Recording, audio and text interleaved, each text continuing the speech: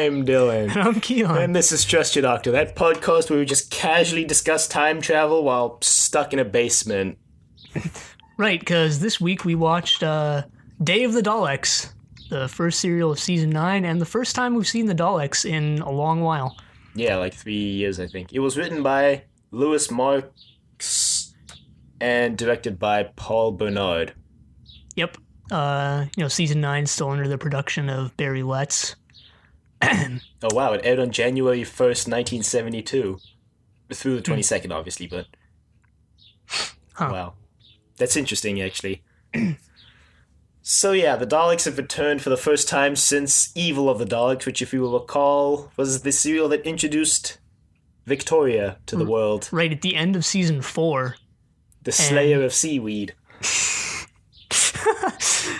Is that her official title now? Well, it is now. Right. Yeah, a surprisingly long amount of time since the Daleks had appeared. And, obviously they... Evil of the Daleks was supposed to be their sort of right out, or their last hurrah. And originally, Evil of the Daleks featured a scene at the end where you see a Dalek, being quote unquote resurrected, or you find out one of them is still alive. That scene was originally not supposed to be there, but they threw it in at the last minute, I guess, to open it up in case they ever wanted the Daleks to come back. And they did bring him back. Didn't read entirety of the production information as to why they came back, but apparently the serial was originally written without the Daleks, and the showrunner at the time, I think, was Terrence Dick Still, asked him to include the Daleks in the new version of the script, and he did. Huh. They did obviously consult Terry Nation before putting the Daleks in. He said it was okay, so... That makes a lot of sense, actually, considering... Yeah. What happens in the serial. Yeah. I mean, as we'll get into, you could probably just take the Daleks out and not much would have to be changed. Probably. Before we should start, we should mention that we watched the special edition of the serial, which was actually a re-CGI'd version that was released in 2011. So what they basically did was they took the original serial, they redid the CGI using modern technology, and then they re-recorded the Dalek voices with the current voice actor of the Daleks, who does the voices for the reboot, Nicholas Briggs. Originally, for this serial, it was two different guys who did the Dalek voices, and apparently it was pretty shaky and sketchy, which is why they ended up re-recording the voices. And I'm just reading right now, from the next appearance of the Daleks onward, the guy who did the voices during Evil of the Daleks returns, and basically voices the Daleks for the rest of their run in the classic era, so... That's good. Maybe we'll get that overacted Dalek again. Yeah. It's like, exterminate! Well, I mean, I've watched the first two bloopers for the Five Doctors, because I was looking up that earlier this week to see what was going on with that, and one of them is just a scene with a Dalek driving around in a circle yelling exterminate for like 2 minutes, and then cut is called and he's like, thanks guys. So more Dalek over portrayals, hopefully. But yeah, regarding the CGI, honestly, I didn't know it was done in 2011 until right now. And it doesn't look that good for something done in 2011, my opinion. It looks better than what I would expect it to be in the non-redone version. Well, it looks... Oh, yeah, of course. I mean, it looks better than the reconstruction CGI we watched back then, with Jamie and Kemmel. Back in Evil of the Daleks? But yeah, I don't know. Maybe I'm just comparing it to, like, Pixar in my head, which I shouldn't be. Yeah. I mean, they're probably working on a lot less of a budget. Yeah. So... I mean, they weren't bad. They were, like, pretty good. I mean, not for 2011 standards. Maybe, like, 2004 standards, they're pretty good. Yeah. The time travel effects looked pretty decent. I'm thinking more of, like, the city, which looked okay. The city was okay. It kind of looked like a matte painting to me, I guess, that had been just enhanced with CGI overlays. That's what I think it is. That's not exactly what it is. I don't know what it is. Don't quote me on that. So Maybe. Yeah, I don't know. But yeah, the serial starts off with the doctor and or no, it actually starts with what's his name getting attacked. oh yeah, Styles. Yeah, so there's this dude. Later, you find out he's a politician named Styles, and he's Oh wow, the production code for the serial is KKK. Sorry, just noticed that. Continue. So yeah, this politician named Styles is just hanging out in his mansion, minding his own business, when all of a sudden some gorilla busts in. Not the animal, not the animal, like a gorilla fighter, like a militia dude. Well, suspicious gorilla looking like humanoids appear in the serial, which we'll get to later. Yeah, that is confusing. Thankfully, they don't call them gorillas like the animal. But anyway, this military-looking guy busts in, tries to kill him, but then disappears mysteriously. And then it cuts to Doctor and Joe. Yeah, the Doctor's fiddling around with the TARDIS console as he has been doing for like 2 seasons now, trying to get it to work. Yep. And then all of a sudden, another pair of the Doctor and Joe appear on the other side of the room. Right. And Joe's like, whoa, whoa, whoa. And then the Doctor's like, oh, don't worry about it, Joe. It's fine. They'll be gone in a second. And then they do. And that's never expanded upon. Although it was going to be, vaguely. A scene... The 4th episode ended up overrunning on time, so they cut some scenes. One of which we'll mention later because it doesn't make sense till we've actually explained what the Daleks are doing, and the other one which was going to be the Doctor and Joe going back in time and being the other version of the Doctor and Joe in this scene, kind of bookending the serial. But that got cut because episode 4 ended up overrunning on time. Great job, guys. Hey, cut him some slack. A lot of things happen in this serial. Not many of which involve the Brig, who is now on the phone trying to discuss some terms of a peace conference again. Yeah, I get... Well, I mean, the previous one, I guess, got cancelled after the Master's intervention with the whole machine and the Chinese delegation being sketch and stuff. Yeah, I guess this actually... does touch upon that, with the Styles heading off to China. Mm-hmm. I just realized that now. I guess maybe it's actually supposed to be a continuation of that, which is interesting. It's not really pertinent to the plot that it has to be a continuation, but Yeah. So the Brig is on the phone talking with Styles' secretary / assistant / maid, whatever she was, and apparently Styles had mentioned the ghost or something to her, and the Brig is like, well, better go investigate. So he calls on the Doctor, and they have witty banter, and then they go down to Styles' house to investigate this supposed ghost. Right, and they're investigating the room where the quote-unquote ghost showed up, and Styles is pretty much denying that the whole thing ever happened. Yeah. He has some pretty shaky alibis. Yeah, he says he tripped. The wind blew some papers and he tripped while picking them up or something like that. And then the assistant person points out that, oh yeah, the window was closed. And he's like, well, I must have opened it then. Great. And we're like, sure, Styles, sure. But he has to go off to Peking. Right, the Chinese delegation doesn't want to attend the second peace conference, so the conference can't move forward without the Chinese delegation. So Styles is attempting to get them to join in the peace talks. So he has to travel off to China for a while, a last-minute trip, because apparently the peace talks are going to be held in his mansion. Right, because it's out of the way, I guess, away from the reporters, which is wrong because the reporters show up at the end of the serial anyway, but something like that. And so the Doctor and Joe decide they'll stay in the house overnight in case the ghost comes back, while Styles is going off to Peking. And so the Brig has some of his men guard the house from the outside, and he goes off to do something else, I guess. Yeah, the Brig isn't too involved in this serial again. Which I'm okay with, No. actually.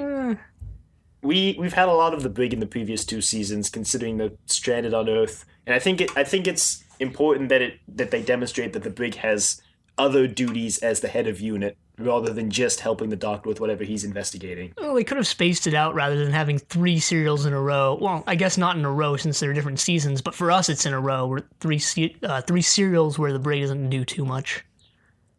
Well, we can't really say he didn't do too much in Colony in Space since they weren't on Earth, so that's kind of unfair to say the Brig didn't do much when they did leave Earth. It's still a serial that was written basically without him.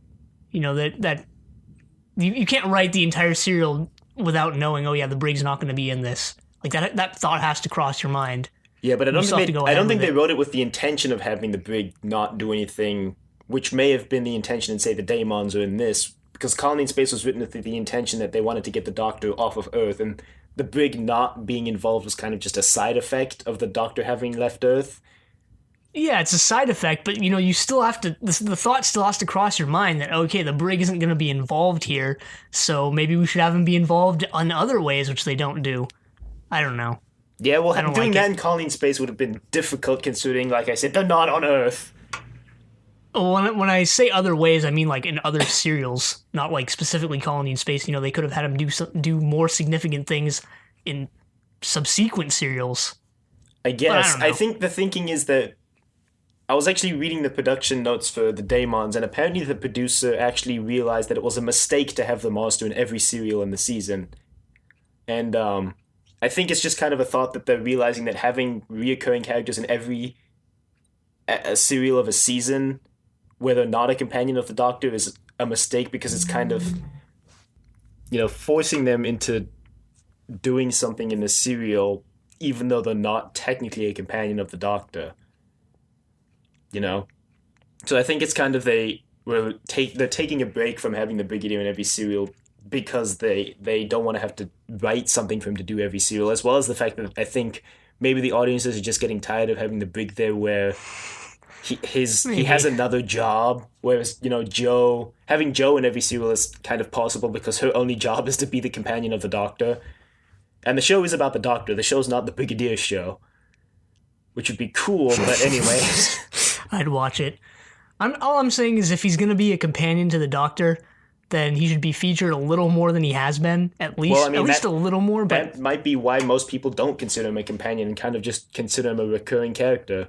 Yeah, I was going to say, he might fall under the category of more along the lines of, Benton and Yates rather than someone like Jo. Benton and Yates are actually kind of... Well, they provide some lightheartedness in this serial, at least. They're also kind of useless in this serial, too, but anyway. They're pretty much useless in every serial.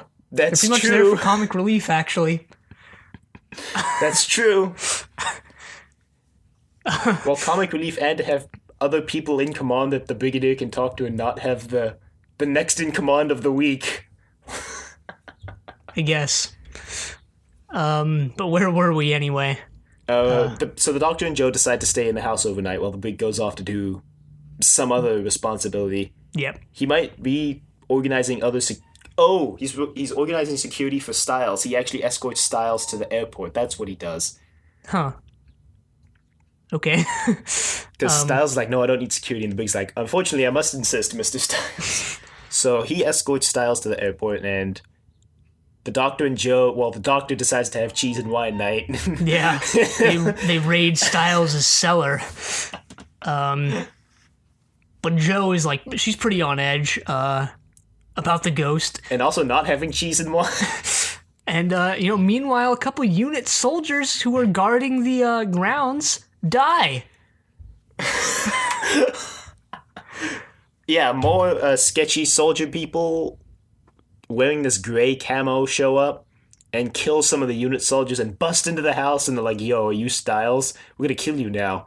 And then episode 1 ends, I think, on that cliffhanger. Yeah, they think the Doctor is Styles. But we also need to mention this scene with Benton and Yates, where Jo thinks the doctor's being too laid back, so she... Well, he was, but... yeah, I guess. So she goes off to do something or the other, and Benton shows up. Yeah, she runs into Benton, and she's holding a plate of cheese. Well, Benton's like, hey, can you get me some food? So Joe goes inside and gets the cheese and wine from the doctor. Yeah. That he had offered her earlier. And she's like, what? What are you doing? She's like, just feeding the troops. So she takes it to Benton, and then immediately Yates shows up. He's like, what are you doing, Benton? Get out of here. Go patrol the grounds. So Benton does that, and then Yates takes the cheese and wine, and he's like, R.H.I.P., Joe. Rank has its privileges. Well, I mean, Yates is higher ranked than Benton, which is interesting, because Benton was introduced first as a reoccurring character, but... Yates and Benton. Comedy duo.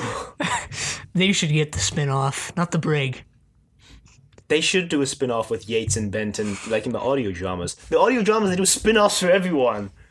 There's a Fourth Doctor serial where they go like to Victorian England and they meet two people named Jargo and Lightfoot, and they have their whole own spin-off series where they investigate things that happen in Victorian London. Yet Yates and Benton don't have anything. That's a little hard to believe. I think it's because actually the actor who played Benton has said he doesn't want to work on any more audio dramas after he did one of them, but that's a story for when we finish the unit era. We can talk about that. Then the soldiers show up and they're going to kill the doctor, and Joe's like, no, he's not Styles, guys. Styles is off in China already. You're too late. And they're like, wait, they obviously don't believe that. They end up believing it eventually for some reason and not killing the doctor and Joe and just throwing them in the basement and locking them up. Right. And then they just casually discuss time travel. Yeah, no, I think it's Annette, who I'm just reading now is named Annette. I thought her name was Annette, like the actual name, Annette, but no, apparently it's Annette. I think she's more on board with not killing them, whereas the other guys are just like, yeah, let's kill them. Well, I think Annette was kind of in the middle, and then one of them, I don't remember who it was. One of them was super adamant about just killing the doctor because they couldn't have any loose ends, and one of them was like, no. Bose, or yeah, and then one of them was like, well, we should like get a message from HQ. So one of them goes back to get the message to HQ. Yeah, that was Shura. Yeah. We should also mention that the soldier that appeared earlier has actually shown up again, and we left off the scene where the Doctor and Joe discovered his time travel machine, that his handheld one, and they take it back to Unit HQ, and while they're fiddling with it, Joe accidentally turns it on and the guy disappears again from the ambulance that they had him in. Yeah, that happens. Yeah, that happened in episode 1. But anyway, now they're trapped in the basement, casually discussing time travel, when Yates has called up the Brig to say the Doctor's missing. Also, I think the Brig's code name is Greyhound, but anyway. They call up the Brig, and he's like, no, he can't be missing, look again. And so they do, but they still don't find him, so the Brigadier calls, and the two soldiers who are left who didn't go send the message bring the Doctor and Joe up to the room to talk to the Brig. And so the Doctor's like, oh yeah, no, everything's totally fine. Yeah, no, it's fine.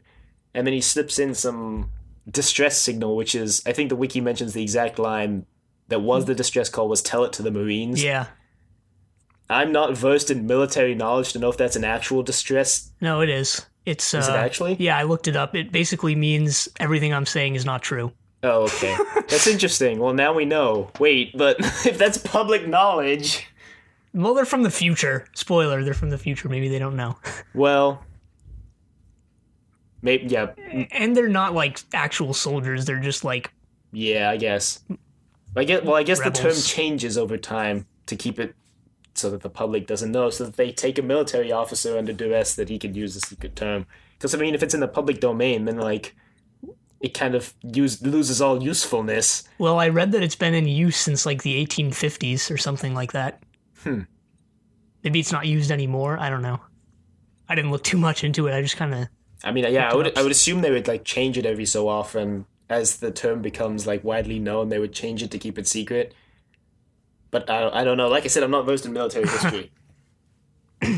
But yeah, that's how he alerts the Brig to the fact that something is up. And Yeah, the Brig's like, well, come on then, Benton, let's go get him. So they decide to assault the house. Right. And this is the point where Joe, breaks free of the restraints, I guess, and She picks up the time yeah, travel device, and she's like, I'm gonna smash this if you don't let us go. And they're like, no, let go of that. You don't know what you're doing. And it activates, and Joe gets dumped into the future. yeah. On one hand, that was really dumb to do, but on the second hand, you gotta at least admire her for trying to break free. Yeah, it's another case of she's making things worse, to be honest.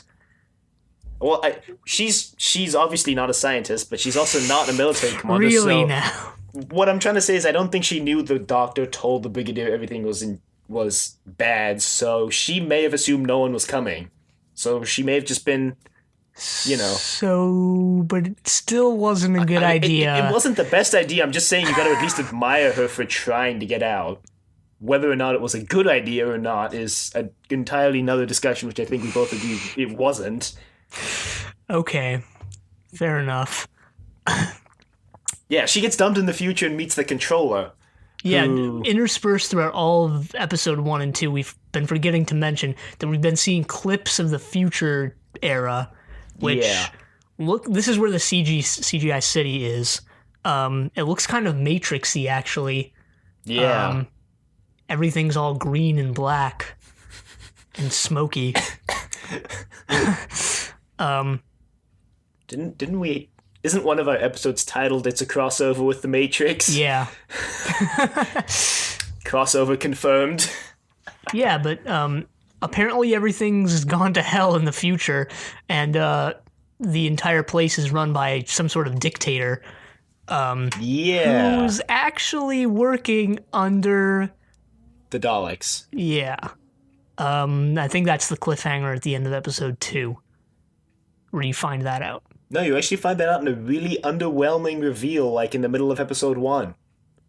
When was that? I don't remember this. Where he's like, oh yeah, we've got a lock on the time coordinates, and they're like, find them now!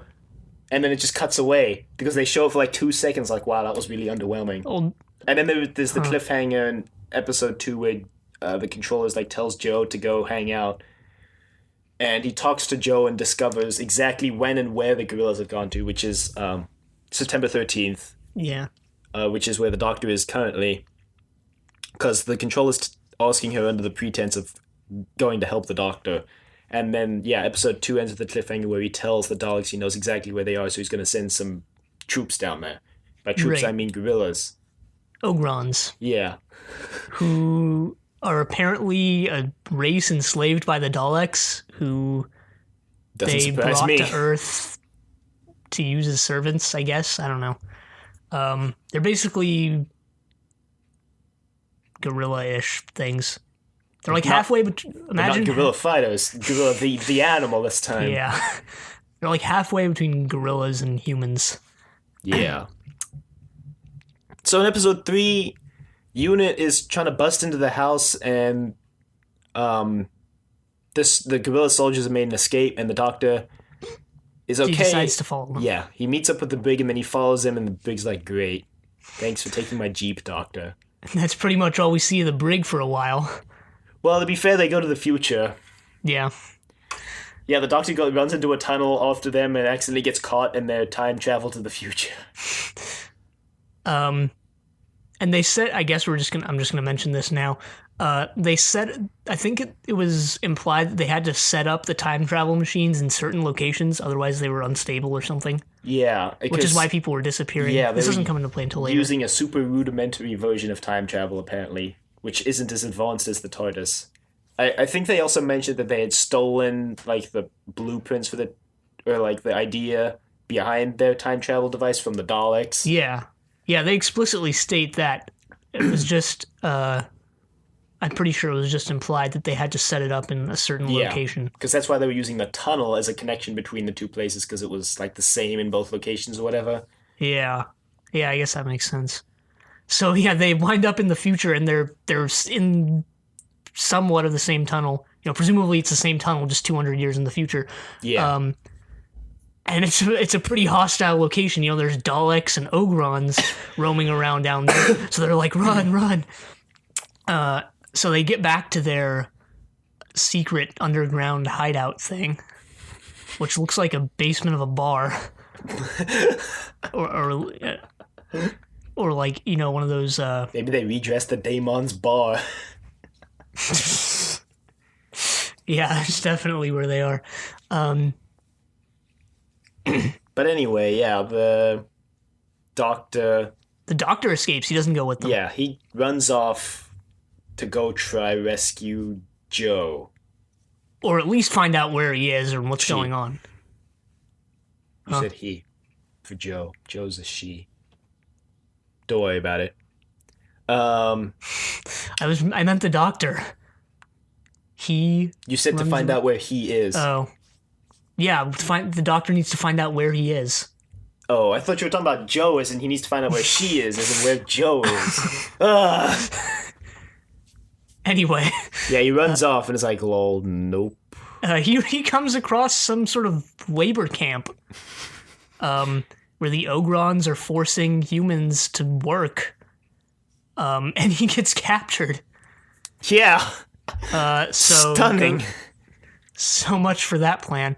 But he winds up finding Joe anyway because he gets brought into eventually he finds Joe, but first he gets brought into an interrogation room because apparently the central government thinks he's a spy for the resistance movement, which I guess was only numbered in the single digits. I mean, interspersed here, we see scenes in the resistance movement base thing. And we don't see anyone else other than...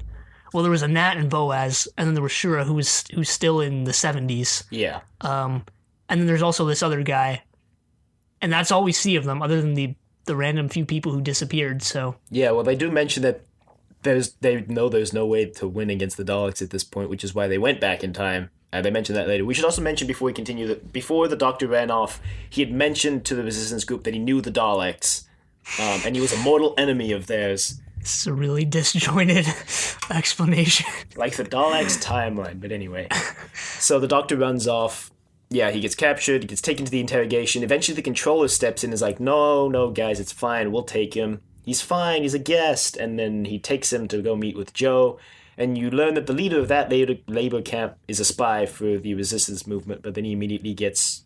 killed. Or at least knocked out. By the Ogrons. Yeah, so I wonder if that was a plot element that they were planning on expanding upon, but maybe they didn't have the time. But probably not, because, they only cut scenes from episode 4. Yeah. So I honestly don't know why they included that, to be honest. Yeah. At some point, the controller goes to the Daleks and he's like, okay, I've got the Doctor. And they're like, this does not look like the Doctor we know. Bring him in here. We will test him using the mind control finder outer thing device. But the Doctor and Joe have devised a brilliant plan to escape where Joe... brilliant, really. Totally brilliant. Where, let's back up again. I wanted to mention how... Take 2 steps back every time we take 1 step forward. I wanted to mention how... I don't want to say this, but I guess I'm going to anyway. How dumb Joe was being here. Because the controller's pretty much convinced her that, the resistance movement is in the wrong and the central government is in the right. But come on, Joe. It's a work of fiction. And everyone knows in works of fiction that the resistance movement is always the good guys. And the evil government is always the bad Are you side. saying that she should know she's in a TV show? That's exactly what I'm saying. She should just break the fourth wall like we do at the end of our episodes and tell the viewers to email us? Yeah. You're saying she should just break the fourth wall and be like, you know what, guys? This is a work of fiction. And then she should just, matrix her way out of there because she's the one? Yes! And the matrix isn't real or whatever? Absolutely. No, but in all seriousness, she did a lot of things in this serial that were not the most thought out. I think she had the right intentions. I just don't think she thought out a lot of the things she did in this serial. As usual. She's just naive, I think is the word. She's not dumb. She's just, naive. Yeah, which brings up a point I wanted to mention. I was reading some random blog the other day. I don't know why, but it was about It was about like this era of Doctor Who. I was gonna say she's reading some No, random guy's blog. No. Today I walked to the dog and drank some milk. But yeah, it said they introduced Liz in season 7 because they were getting fan complaints that people didn't want to see quote unquote damsel in distress female characters. So, they introduced Liz, who was a scientist who can have conversations with the Doctor that aren't like the Doctor explaining everything and the companion only being on the receiving end. They can actually have a scientific conversation. But despite the fan requests for that, apparently she was one of the worst received companions. So I guess they just did a complete 180. And maybe they went too far because Jo is honestly kind of stupid at times, I'd say. I don't think she's a bad companion, though. I think she's a good, antithesis to the Doctor, so to speak. Well, I'm not saying she's a bad companion. I mean, the Doctor's also pretty rash, but he's rash in the fact that he likes to think he's the best at everything, whereas Jo is rash in the fact that she just doesn't think things through. And I think that provides an interesting, dynamic. Yeah. I guess. And no, I'm not saying Jo is a bad companion. Obviously. I just... you have to agree, some of the things she does just make you go, Jo, come on. It's true, but it's like watching a horror movie where they do dumb things. You're like, you would never do that in real life. Like, really? Come on. Where they all split up the first possible chance they get. Yeah, one of our biggest complaints about this show for the first 5 seasons was great, yeah, just split up. Ian Barber, you go that way. Dr. Susan, you go that way. Watch, you'll both get captured. Inevitable fate of the serial. But yeah, anyway, they devise this plan to escape. The Doctor convinces Jo that the gorillas are fighting for human freedom. And so the plan consists of Jo screaming, an Ogron comes in the room to see what's up, and the Doctor smashes it upside the head with a wine flask. I think Jo smashes upside the head. The Doctor distracts him when he comes in. Right. Okay, yeah, that's what happened. Yeah, the Doctor uses his Venusian Aikido more karate in this serial at the beginning when the soldiers show up and he just basically takes them all down before they pull out their guns, and the Doc's like, okay. But anyway. They should have a serial where the third Doctor goes to Venus or something and interacts with the people who taught him Venusian Aikido. I have a feeling you know. No, I don't. I'm just saying because it's interesting. Yeah. I mean, what if the Ice Warriors showed up on Venus? Aren't they from Mars? Yeah, but, Venus, Mars, it's right there. The same neighborhood. Yeah, why don't they just terraform Venus to be like Mars? I mean, no one lives there, so it should be a lot easier since there'll be no resistance, right? I mean, as far as we know, no one lives there. Well, what about the people who taught, at least someone has to live there? Has to be the civilization that the Doctor learned Venusian Aikido from. Yeah, but when did they live there is the thing. The Doctor has a time machine. You gotta remember that. Okay. But yeah, anyway, they make their daring escape, and I guess... Which, by the way, they leave out the door that the Ogron didn't come in, which I just want to say brought up the question to me, why did you even have to knock out the Ogron? But anyway... They did? I didn't notice that at all. Yeah, they knocked out the Ogron, turned around and walked through the other door, and I was like, what? Maybe they were just out for blood. The Doctor did kill 2 Ogrons in the serial. Yeah, we forgot to mention back in the 70s, the Doctor killed some Ogrons, and so did the Brig. Although it should be mentioned he only kills 1. No, he kills 2. He kills 1, but in the special edition they added a gunshot and made it so that he killed 2. Huh, that's weird. I wonder why. Yeah, because it was apparently one of the scenes that he's backing away from the Ogron, and when they did the special edition, they added a blast to make it look like the Doctor shot the Ogron. The Doctor shot first, guys. No, we're not going to bring that up.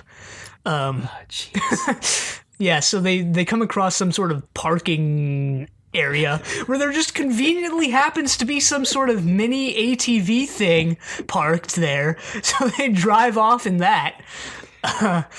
But then it cuts they're being chased through the countryside, and it cuts to the Daleks saying that they need to capture the Doctor to assess whether he actually is the Doctor or not, because they know the Doctor has changed forms before. Yeah. And then it immediately cuts to the Doctor being captured. But yeah, the Ogrons are chasing him, and then he like runs it into a bush or something. And it's like, great going, Doctor. So they capture him again, and then the episode ends with him strapped to a chair, and then on the screen behind you see images of the second Doctor and the first Doctor, and the Daleks go all, "It is the Doctor, you must be exterminated, exterminated, exterminate," and then it ends. And then immediately when episode 4 starts, the controller guy steps in. He's like, wait, don't do that. Sort of anticlimactic. Yeah, and he's like, yeah, we can use him. He knows where the resistance group is, guys. Let's, like, use him to find that. And they're like, we can use our mind probe device to discover this information. They're like, you've already almost killed him. Like, let me take over. The Daleks somehow fall for this. Well, yeah, the controller guy brings the Doctor and Joe back into the room they were being held in to begin with. And the controller guy is actually a little more prominent than we've made him out to be so far. He's appeared in more scenes, and he seems to have some semblance of power, except in regards to the Daleks. But yeah, he brings up the fact that he explains to the Doctor and Joe why the Daleks are unstoppable and how they came to power, which was that apparently at the start of the 21st century, I think he said, that there started a war. And 7/8 of the human population was wiped out. Right. And the Daleks invaded and took over, basically. Yeah. And he also mentions that, the Daleks are pretty much in control now. There's not really much anyone can do. And that he's only using his position to save people here and there where he can. Yeah, and the Doctor drops some dope morality on him. Dope morality? Jeez. I don't know why I said that. Anyway, he drops some morality on him. He's like, yeah, but by aiding them, aren't you just as bad as they are? And he's like, but this is the only way to survive. I mean, look, we were just killing off the gorilla fight. He's like, yeah, but wouldn't you have a better life trying to stop the Daleks than by serving them or whatever? And he's like, well, my family's been controller for 3 generations. We'll be fine. A lot parallels with the Nazis, with the Daleks again, which is what they were based on. So, I mean, the whole labor camps and everything that the Daleks have instituted, taking over. Yeah, I guess. Huh. They were based on the Nazis. I mean, if you didn't know that it's been stated they were based on the Nazis. So anyway, the controller eventually decides to... we gotta go back. The resistance group has discovered the Doctor has been captured, and they decide, hey, let's just go rescue him. Like, let's use our 10 people to go rescue him, because their logic is he's an enemy of the Daleks and he can help us stop them. Hey, enemy of my enemy. Yeah, I guess it works in their favor this time. But yeah, they storm the Central Command thing, kind of. The ending is pretty ambiguous. No, well, I mean, you don't know what... We'll get there. They storm the headquarters where they're being kept, and, more of their people die, which I guess, once again, begs the question, how many people did they have? Oh, yeah, 2 of them died. Are they that willing to sacrifice people when they have such low numbers? I guess so. But, they managed to... recapture the Doctor and Joe. Or not recapture, but capture to begin with. They were never captured by them in the first place. And they're about to kill the controller, but the Doctor convinces them not to. Yeah. He says it wouldn't be right, and he's just helping them out of his own need, and they shouldn't kill him for it. So they eventually don't kill him, and that ends up working in the Doctor's favor later. Yeah. So they leave. They then discuss more of the history of the world. So you learn that... Yeah, this is actually where I thought things started to get interesting. Well, yeah, because they laid down the world-building history type that led up to the whole serial. Yeah, with a plot twist. Yeah, it's revealed that... Which I didn't see coming. Neither did I. But it's revealed that the peace conference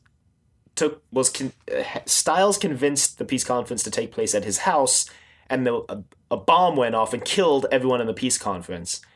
And that's why the war ended up starting in the early 21st century, was because the peace conference basically didn't come to a resolution in the 70s, and the guerrilla group believes that Styles was the one that blew up the conference, and that's why they went back in time to kill Styles. Right. I think they said that he probably just miscalculated the time of the blast and got caught in it accidentally as well. Yeah. So the entire reason they were going back in time and trying to kill him was to stop the war from breaking out.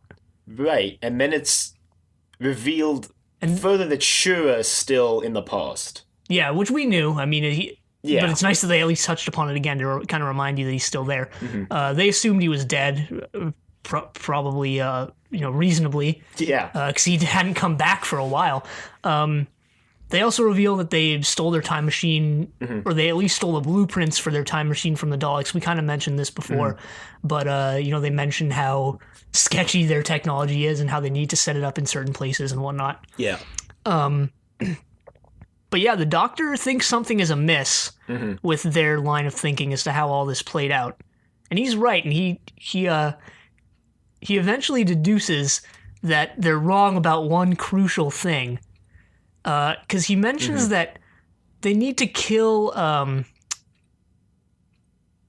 Styles, right? So Shura's still in the past, and his main goal, if stranded there, would be not to get back to the rest of the group, but to just make one last-ditch effort to kill Styles.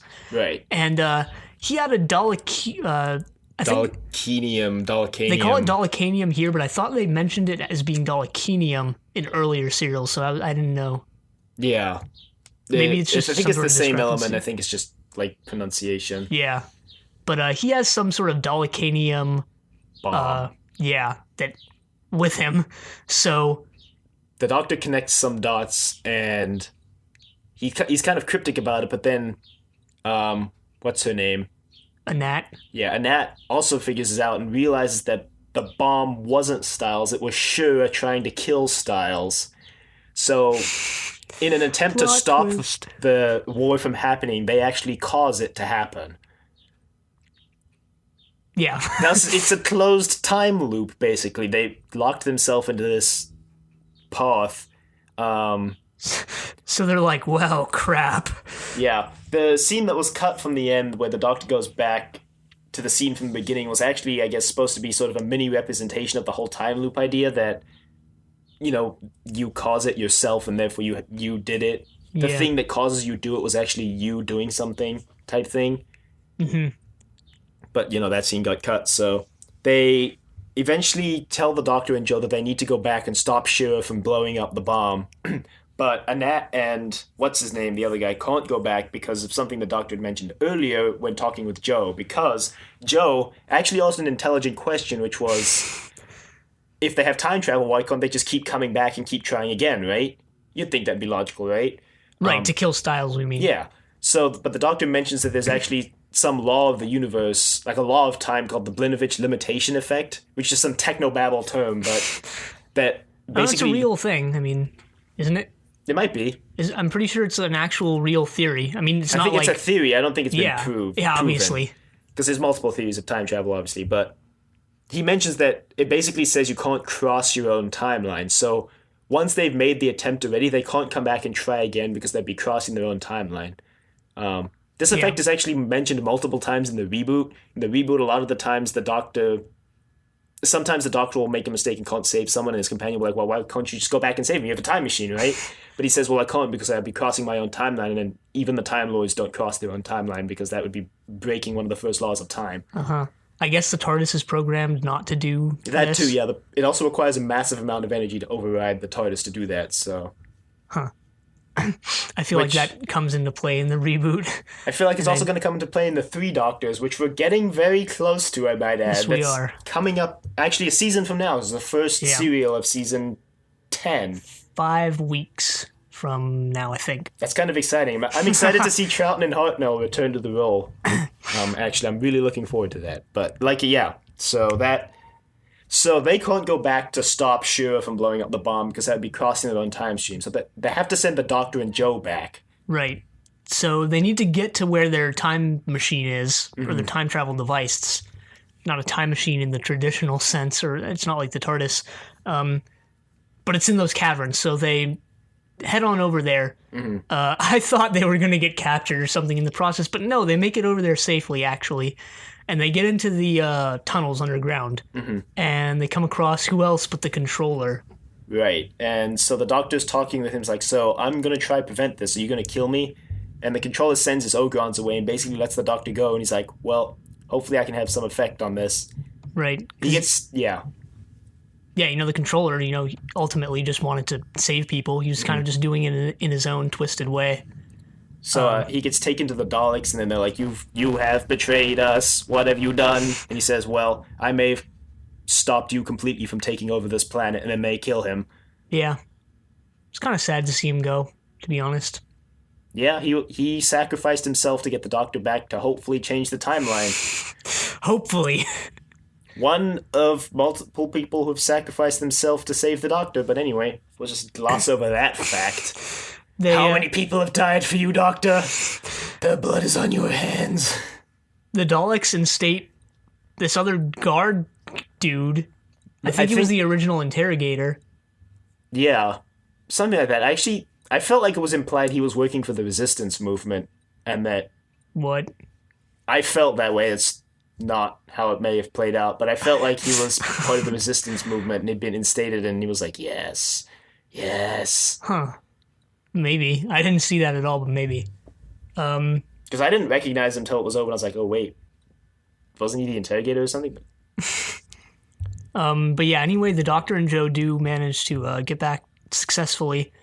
But the Daleks send some of their own troops and some Ogrons back too to follow them a little while afterwards. But the Doctor and Joe head into the mansion. The brig is hanging out with Styles. Yeah, the other delegates are starting to file in, and the Doctor basically just busts in. He's like, Brig, you gotta get them all out of here. Yeah. You just gotta believe me. You gotta get them out of here. And Styles is like, nope, not moving from this very spot. No one can make me leave. The Brig is like, well, you know what? We're being attacked now, so you can consider yourself under my command, and I must order you to leave this house, Styles. And he's like, no. And he's like, Yates, get him out of this house. Yeah. Eventually he gives in. They evacuate the house, and the Doctor confronts Shura in the basement while a firefight between the unit and the Ogron Dalek forces is going on outside. Yeah. And the Doctor tells Shura that everyone's been evacuated and that blowing up the place is not going to have any effect on anything now, and that he'd just be sacrificing himself for nothing. But Shura... I guess he alerts Shura to the fact that the Daleks are outside. Yeah. So what Shura wants to do is lure them all into the house and blow himself up along with them. Yeah. And the Doctor tries to talk him out of it for like a second, but then Shura's like, no, let me do this, Doctor. So he does. Because I think Shura threatens to just blow it up with the Doctor inside if the Doctor doesn't go. Oh yeah, he does. The Doctor's hand was forced again to leave someone behind, but they leave, and the Doctor tells the Brig to let the Daleks through, and they let him through, and they go into the house, and it blows up. And then the Doctor talks to Styles. Styles is like, don't worry, I'll make sure, the peace conference is a success. And the Doctor's like, yeah, well, we've seen what happens if it isn't. And then it ends, which I think is actually a surprisingly dark note, considering we don't know if they changed the future. Yeah, I mean, all of their work could have been for nothing. Yeah, or it may have succeeded. It was left super open in the end. Even with the deleted scenes, it still would have been left this open. I mean, the deleted scenes didn't have any bearing on the future era. Did we mention the other deleted scene with the Daleks explaining... We'll mention that right now, since it's a good time to mention the whole Dalek timeline thing. All right. Which seems to be a recurring segment on the show every time the Daleks show up. But we previously decided in Evil of the Daleks that the Dalek serials happened in chronological order from the Daleks' perspective. And I think this serial continues that trend due to the deleted scene, which was would have been the Daleks explaining to the Doctor how they had survived the evil of the Daleks and then killed off the Daleks who had the human element, if you remember what happens in that serial, and then how after that Trains? how Sorry. no, it's fine. How they set their eyes on invading Earth with Their their eye. time machine. Okay, Sorry, fair enough. sorry. No, fair enough. That's correct. They only have one eye. Yeah. So basically, this also happens chronologically from the Daleks' perspective. That happens after Evil of the Daleks. Yeah, so, that scene would have been nice if they left it in. It doesn't exactly matter too much that they took it out. If you were watching this back in the day in order, you probably wouldn't follow their timeline. I mean, we've only managed to follow it because of the way we're watching the show, back to back. Yeah. But, like, if it had been, possibly over 10 years, you probably wouldn't even care at this Almost point. 10, because 3 Doctors was 10 years. Um, So yeah, but it would have been pretty difficult. yeah. Mainly with also the fact that it would be hard to just go back and be like, oh yeah, let's watch that serial again so we can see what they said. Or like, we can't just look it up on the internet either, because internet's still in its early days, if it even existed in the 70s. It was, I think it was still some sort of military network. Yeah, probably. Not even something that could be called the internet. ARPANET. But yeah, so the Daleks' role in this serial, I guess, felt a little shoehorned in. You find out that it was if you look into the production of this serial, which makes sense because you could take it out and not have to change much. All I'd see that you have to change is either replace the Daleks with some sort of evil council or just some person, or or change the controller's role. Yeah, but I don't think you could have changed the controller's role and kept that whole let the Doctor live scene at the end, because I think that was an important scene. Yeah, of course. I mean, you'd have to edit that out if you change the controller's role. You have to change the controller's entire character. But yeah, no, I kind of like what they did with it. Actually, like looking back and seeing like, okay, it originally wasn't a Dalek serial, and they had to somehow get the Daleks into the storyline. My original complaint while watching this was, okay, it's the first time the Daleks have shown up in a long while, yet they're not too prominent for a while. For the first couple episodes, you just kind of see them controlling everything, sort of from the shadows or whatever. And then you find out more of their backstory. They conquered Earth, so it's not like humanity doesn't know that they're under the Daleks' control. Right.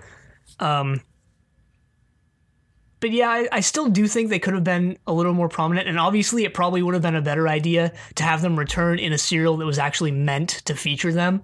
Yeah. But what they did with this I felt was good, especially with the plot twist, like, you have to go back and stop Shura from blowing up the mansion. Yeah, I mean, it was an enjoyable serial. It was good to have a serial that was like pretty easy to get through, since, I mean, the Daemons was kind of just silly, and then Colleen's Space was kind of lackluster. So it was good to have a serial that was kind of had a plot line that you could understand and that you wanted to follow. Even it was. You expected the Daleks to do more, but you followed the plot line and you wanted to know what was going to happen with the plot line, because you wanted to know what the Daleks were doing, even if it wasn't like major. Yeah, it wasn't overly convoluted, nor was it boring. Yeah. Oh God, what was I going to say? Jeez. Oh, right. I think once again proving that 4 episodes per serial is a good number. Yeah. I mean, and I know this because I've looked at all of following seasons now, that they pretty much stabilize on 4 episodes of serial. Actually, the Fifth Doctor, starting from the Fifth Doctor's era, they go a whole season of 4 episode serials, except for 1 2-episode serial each season. Until they hit 6, where they do the 45-minute 2 serials. That's going to be fun. 2-episode serials, and then when they hit 7, they do 2 4 and 2 3 a season. Well, I know for most of, if not the rest of the Third Doctor's run, it's pretty much 2 4-episode serials per season, and then 3 6-episode serials. Yeah, but once we hit 5, it's like consistently 4-episode serials. which is good. I think 4 is the right number. 4 doesn't feel drawn out, and I mean, that's not to say we haven't seen good 6-episode serials. Like, the Dalek Invasion of Earth was a good 6-episode serial. yeah, but you have to admit there have been more enjoyable 4-episode Yeah. serials than 6. Yeah. And then there was the War Games, which is just Somehow they made a good 10-episode serial, yeah. which we should commend just for the fact that it was 10 episodes and it was good. I think it's just they just have too much time to work with. Like in a 6-episode serial, they have too much time to fill, and they really don't know how to fill a lot of it, so they have to put in filler scenes to pad it out to 6 episodes. Onto a different sort of subject. Did you think the acting in this serial with some of the side characters was kind of overplayed? Because I did, kind of, especially with the bit. Controller and Annette. I just felt their gestures were. I think the Controller theatrical. was okay, but I think like the Gorilla people, like Shura felt like he was way overacting it. At least in the final scene, he felt like he was overacting it. I feel the other way around. I did feel the Gorilla group was sort of overacting, but I thought the Controller was the main offender. Really? With just his arm gestures, like most of the time he just have his arms straight at his side, which I guess makes sense. He's a not military, but he's a government official in a totalitarian regime. Right. But then I don't know. I felt his arm gestures kind of were just overplayed. They're too theatrical, and he'd throw his arms everywhere when he sort of got mad or whatever. Not a big complaint, but just something I noticed. Not to say he was a bad actor. Yeah, I don't think they usually hire bad actors for the show. I don't think we've ever mentioned anyone who was just a bad actor. Well, there was that guy who way, way overacted his death in Wheel in Space, I think it was. But I don't think we said he was a bad actor for it. I think we just said that he overplayed it way too much. I guess. I mean, there hasn't been any, like, Nick Cage and Ghost Rider moments. Should get Nick Cage on the reboot. Doctor Who's 50th anniversary, they, like a fan site did, like, what if Doctor Who was American? And they cast, like, all American actors as who would have played the Doctor. They had, like, I think they had Nicolas Cage as who would have played the Ninth Doctor. They had, like, Tony Shalhoub as, I don't remember who they put him as, but he was one of them. They had Harrison Ford as the War Doctor. Yeah.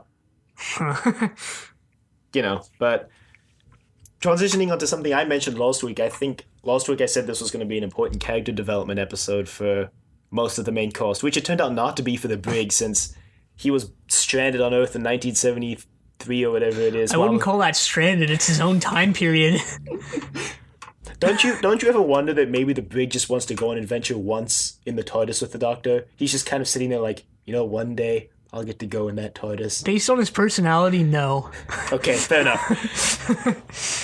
But I think it was for Jo and the Doctor, because I think it demonstrated that Jo, even if she was kind of, rash at times in this serial, I think it demonstrated that she did care about the Doctor, and the Doctor cares about Jo once again, that they've kind of formed this friendship.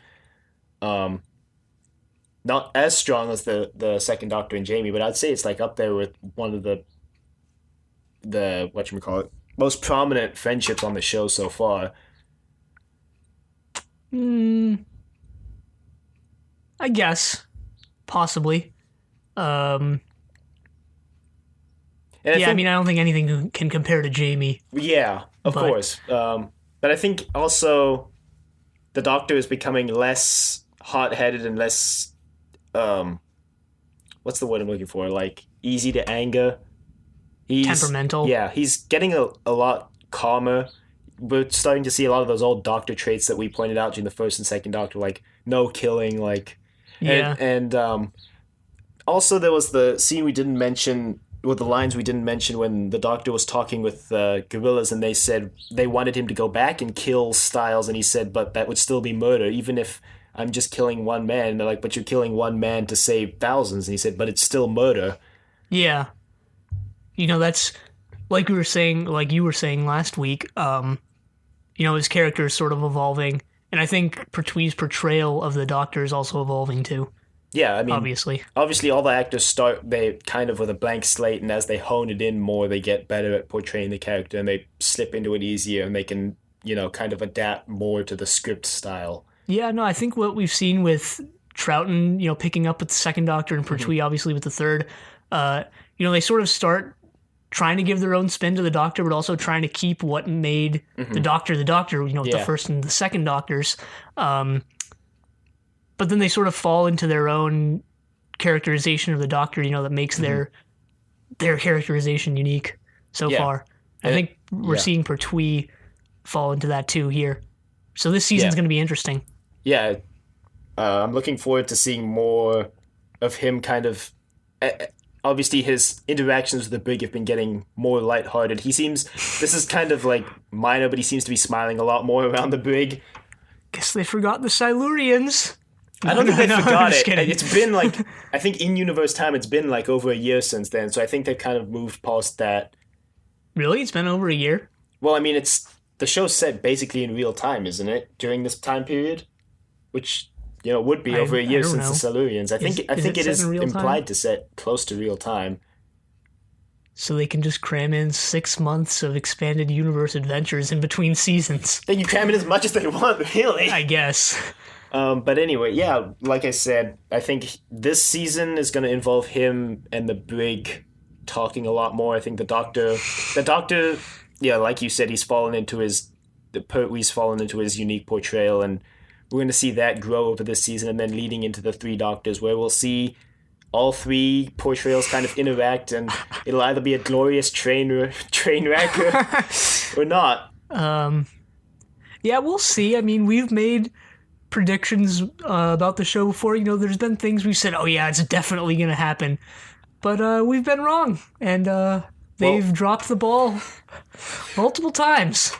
We've been saying since the start of the third Doctor's run that we expect him to become less temperamental and more kind of level-headed, and, that's happening. Yeah, for once, we've kind of got a prediction right. So I will concede. I don't think it's so much that our predictions have been faulty. I think it's so much I think it is a fact the show kind of doesn't follow up on things that it starts at times. Yeah.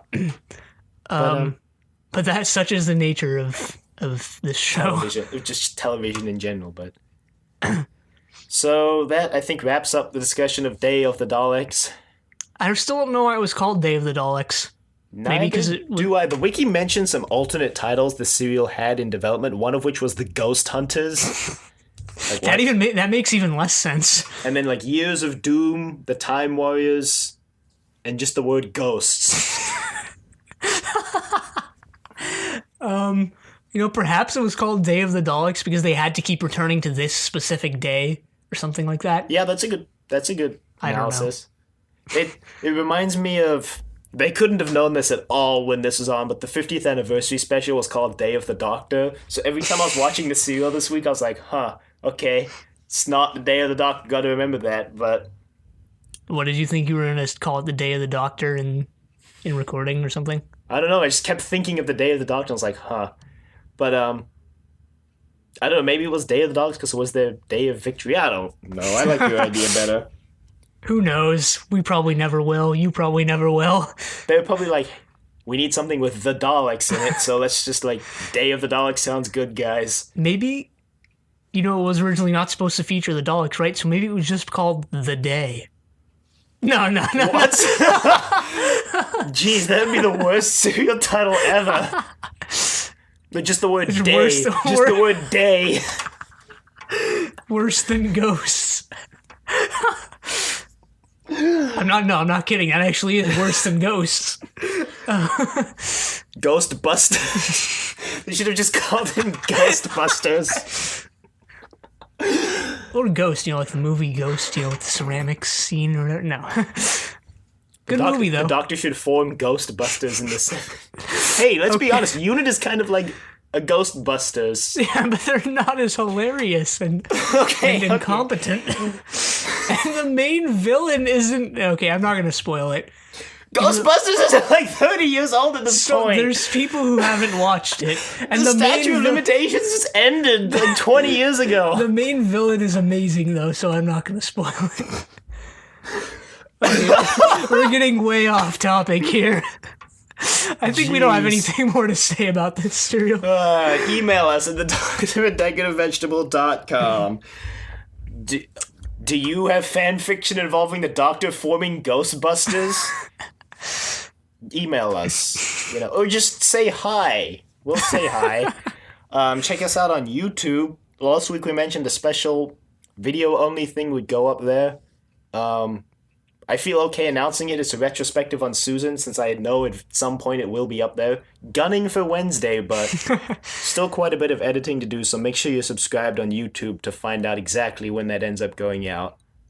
But it should be this week sometime, so keep your eye out for that. And don't forget to rate us on iTunes if you like the show. Right, also check out Facebook, like us on Facebook, because that helps. And next week we continue on with Season 9 in The Curse of Peladon. Interesting title, but until then, the end.